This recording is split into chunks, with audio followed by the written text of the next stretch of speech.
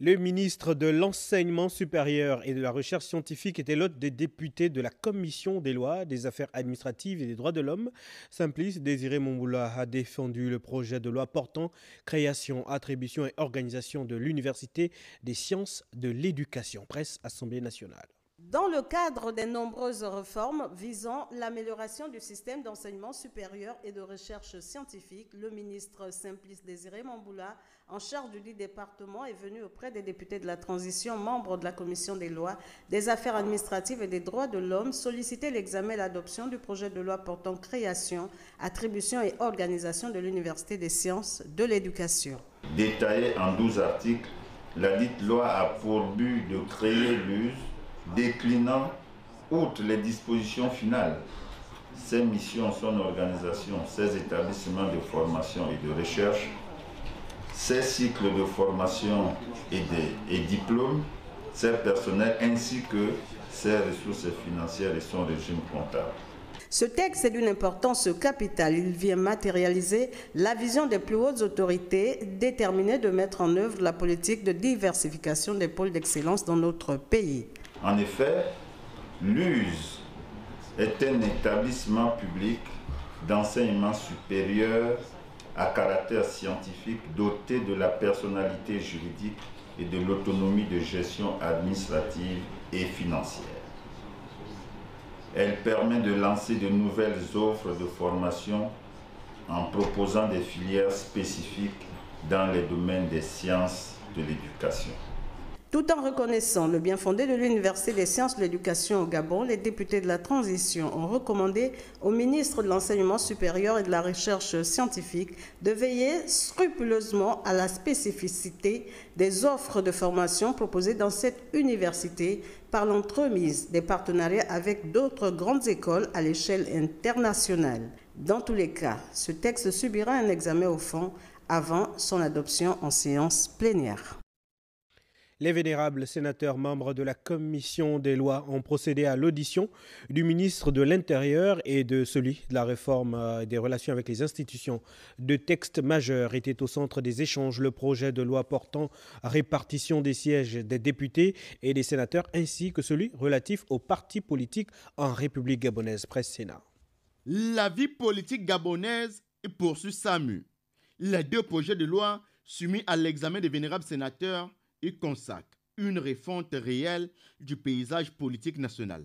Le projet de loi portant répartition des sièges des députés et des sièges des sénateurs en République gabonaise vise le renforcement de la démocratie gabonaise. À ce titre, le Code électoral, en son article 216, prévoit l'élection de 2 députés représentant spécifiquement les Gabonais établis hors du territoire national, qui s'ajoutent aux 143 députés existants sur le territoire national, afin de consacrer et de renforcer leur participation à la vie politique, économique et sociale de la nation.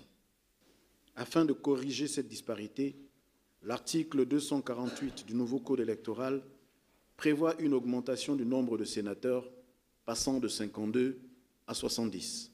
Établie sur la base des données démographiques de chaque localité, cette répartition se repose désormais sur les principes suivants: le poids démographique de chaque circonscription, la configuration géographique et l'accessibilité des territoires, le respect des limites administratives existantes, garantissant une cohérence institutionnelle et territoriale.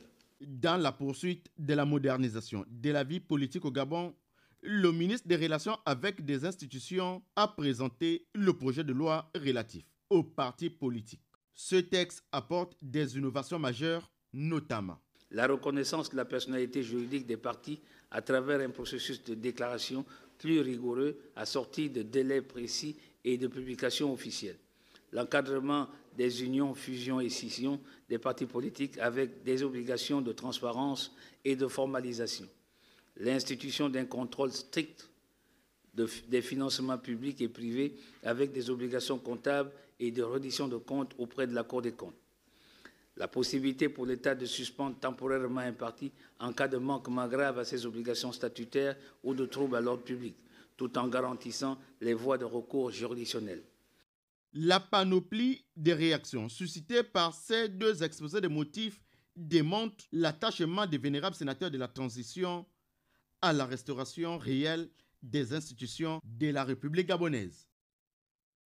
Débutée hier, la journée nationale de l'artisanat se poursuit et ce soir, Arnaud Manza, Amirat Matisse, Anna et Yameba nous font découvrir un atelier de formation destiné aux artisans pour la valorisation du savoir-faire local. On regarde. Posez toutes les questions possibles, présentez toutes les préoccupations, vous aurez de réponses. Voilà qui ouvre l'atelier de formation au deuxième jour de la journée nationale de l'artisanat. Du cadre juridique en passant par les étapes de création et de réalisation d'un projet, les participants s'abreuvent des enseignements d'un artisan expérimenté. Nous avons parlé de l'encadrement juridique et réglementaire, nous avons parlé des objectifs de la journée nationale de l'artisanat, nous avons parlé de son importance économique, nous avons également évoqué les métiers de l'artisanat. Nous avons fait l'état de la situation actuelle de l'artisanat pour enfin terminer par des recommandations. Ce qui est une immersion dans ce métier permet aux artisans présents d'optimiser leurs compétences techniques. Nous ressortons de cette exposition nantis de bonnes connaissances parce que nous n'arrivons pas à faire la distinction entre un bien culturel et un bien artisanal. Un artisan doit savoir ce qu'il est, de quoi il est capable, et que même ce qu'il est capable de transformer et de communiquer à d'autres pays. La formation s'accompagne d'une démonstration in situ. L'autorité dit que je suis le créateur, non. Mais je m'inspire de cette canne de mobilité qui existe déjà et lui apporter une touche personnelle. L'objectif étant d'acquérir les compétences, le savoir-faire pour exercer un métier artisanal. La journée nationale de l'artisanat s'achève ce samedi.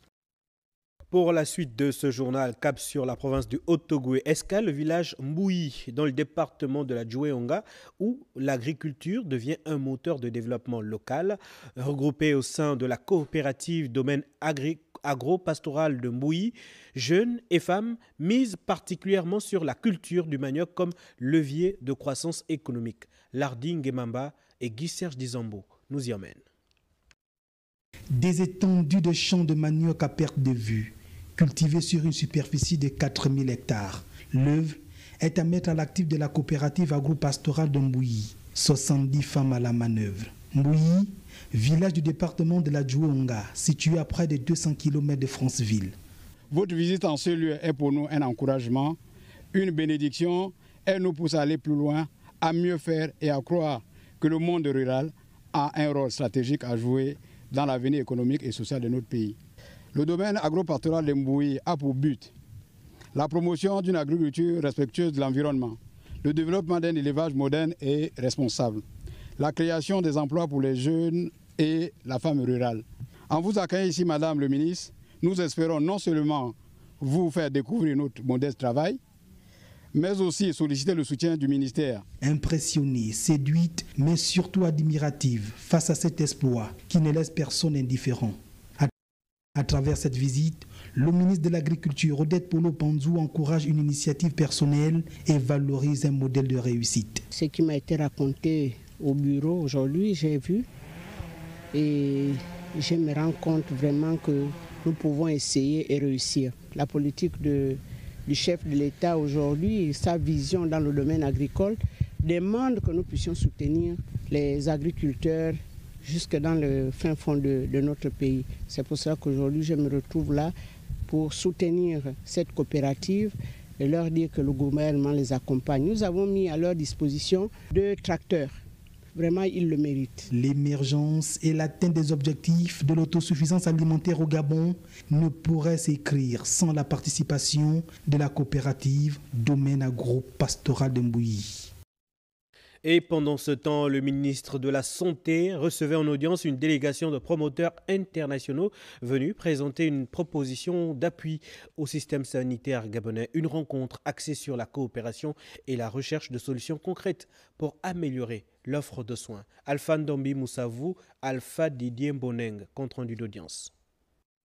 L'espoir d'un meilleur soin s'est invité au ministère de la Santé où Adrien Mougougou a reçu en audience des promoteurs internationaux venus manifester leur volonté d'accompagner le gouvernement gabonais dans le domaine de la santé en offrant gracieusement des équipements médicaux.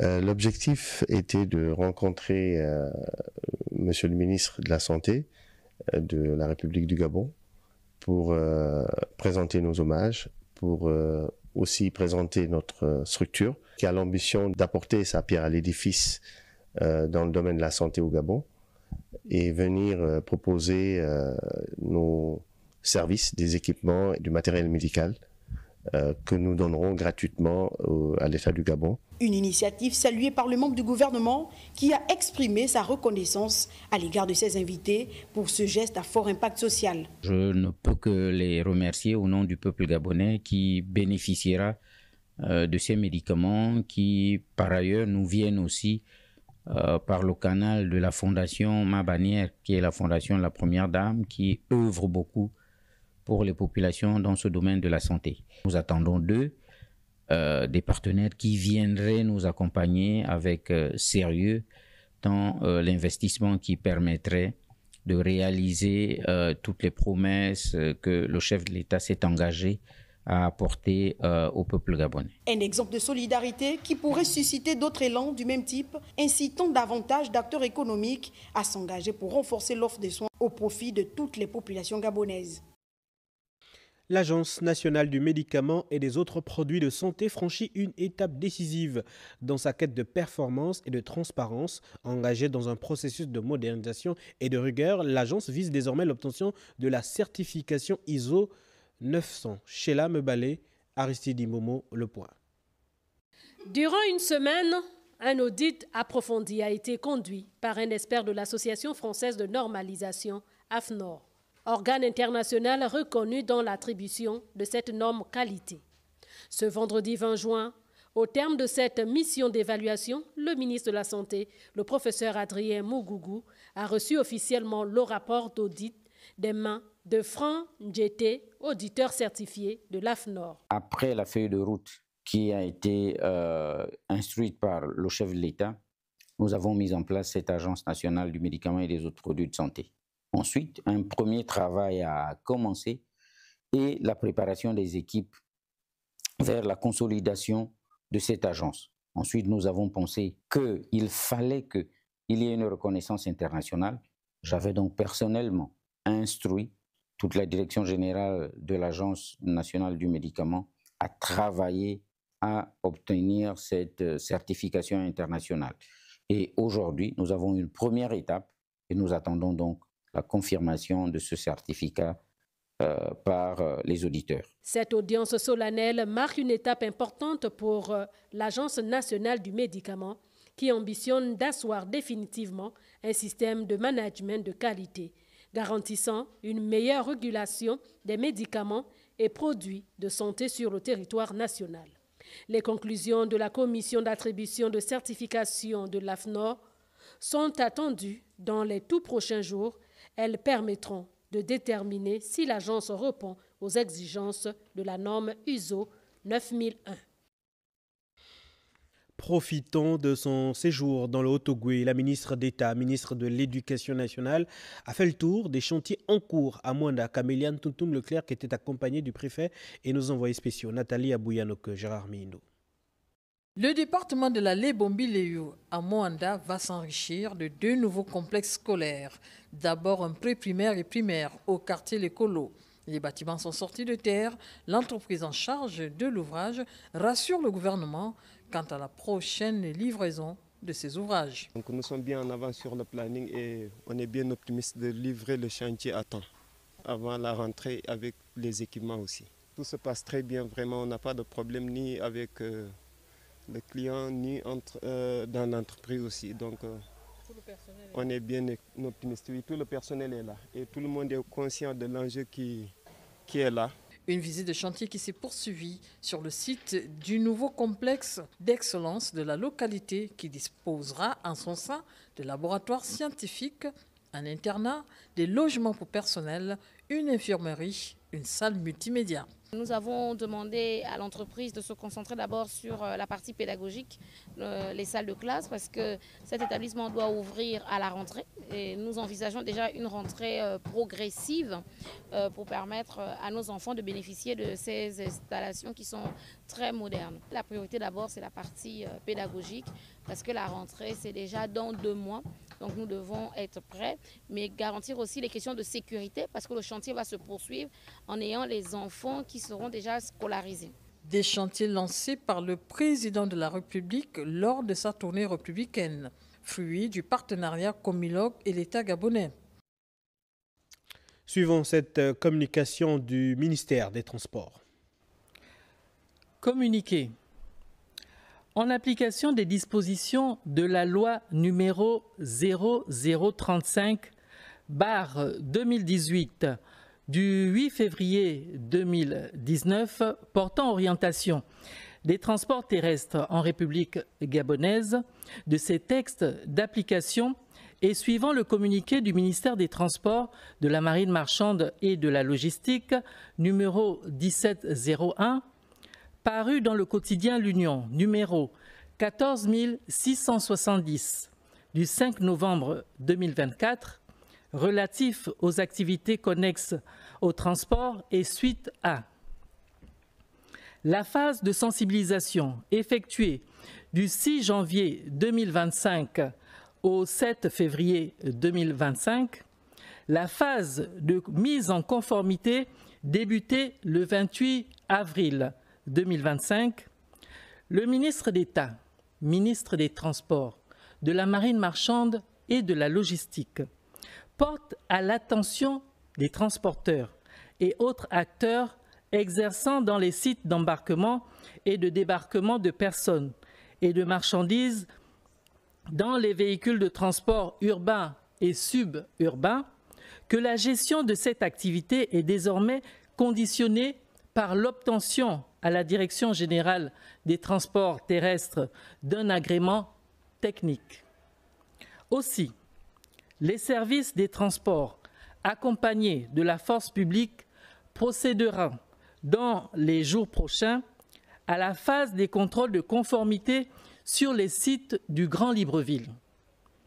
Tout contrevenant au présent communiqué s'expose aux sanctions prévues par les textes en vigueur.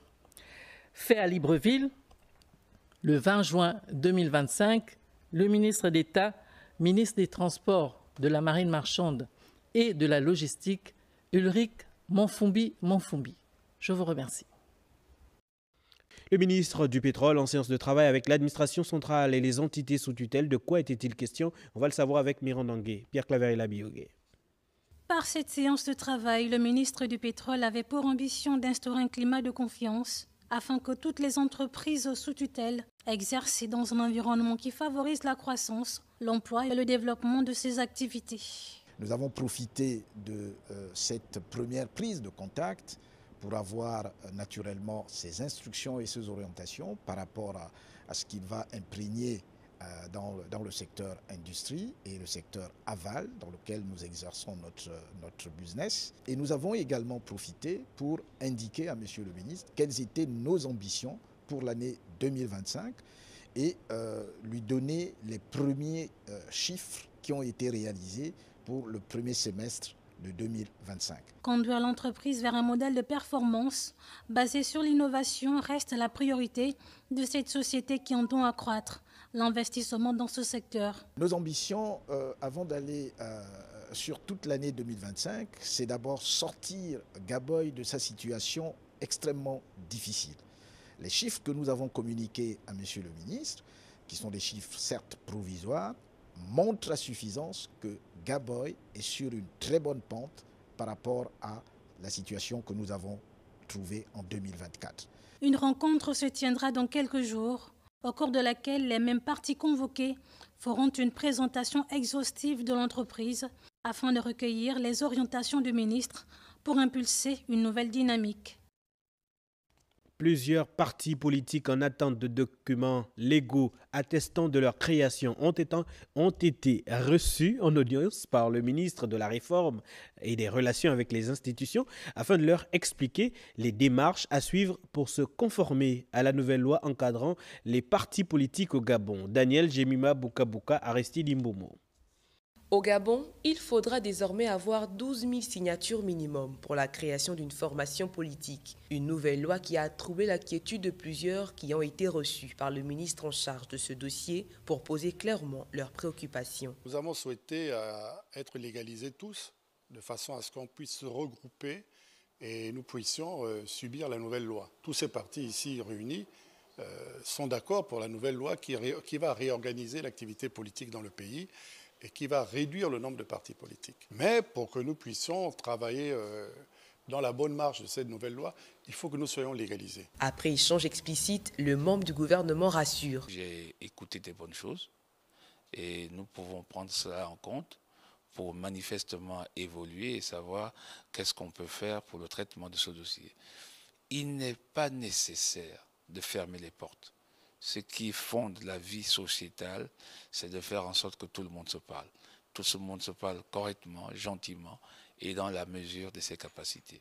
Dès qu'on a procédé au dépôt d'un dossier de légalisation, on s'attend légitimement à recevoir le récépissé définitif. Donc, on va essayer de comprendre qu'est-ce qui se passe. Acteurs majeurs de la vie sociétale car leaders d'opinion, les partis politiques sont par cette réorganisation appelés à une meilleure structuration administrative pour ainsi s'arrimer pleinement aux normes de cette nouvelle République gabonaise.